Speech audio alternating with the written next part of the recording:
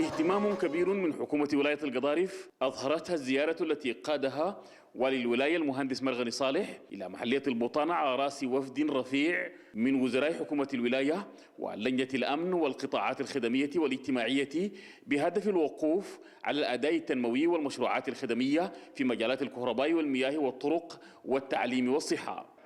ودارين نطوي ملف العطش ما في القضارف بس، ما في مدينة القضارف، في الولاية كلها بإذن الله تعالى.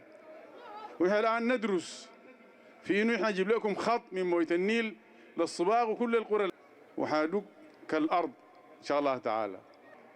إن شاء الله ربنا يقدرنا نحصد الموية اللي بتكب عندنا وتروح ساكت دي كلها نحصدها عشان تشوفوا الجناين اللي ممكن تكون في أرض البطانة دي. الزيارة شملت كافة أنحاء محلية البطانة، وقف خلالها وفد حكومة الولاية على الوضع الصحي والاحتياجات الفعلية لصد النقص في الكوادر الطبية ومعالجة أوضاع المرافق الصحية بقرى وفرقان المحلية. إن شاء الله يعني هنالك أموال يعني مرصودة في ميزانية الولاية هذا العام لزيادة التغطية في الرعاية الصحية الأساسية والتغطية في التأمين الصحي.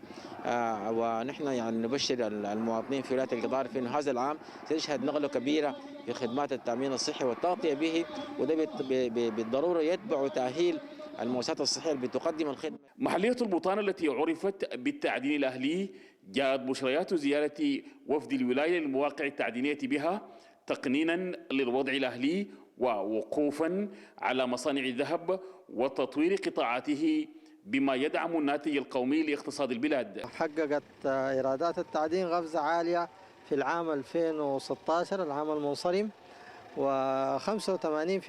من إيرادات التعدين كانت من إيرادات شركة أبو رغية لمعالجة مخلفات التعدين.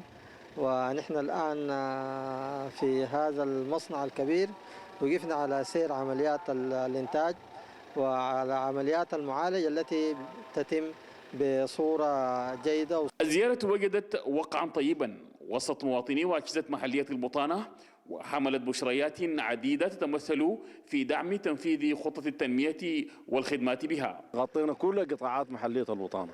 الزيارة استهدفت كثير من البرامج، منها زيارة بعض القيادات وزيارة المشاريع التنموية، لأنه الأخ الوالي أعلن كثير من حل مشاكل الأهل في محلية البطانة في مجال الخدمات الكهرباء والطرق والمياه. زيارة والي القضارف ووزراء حكومة الولاية حققت عددا من المكاسب ستعود خيرا ونماء لأهل البطانة في سهولها المختلفة. عاطف بشير، تلفزيون السودان، ولاية القضارف.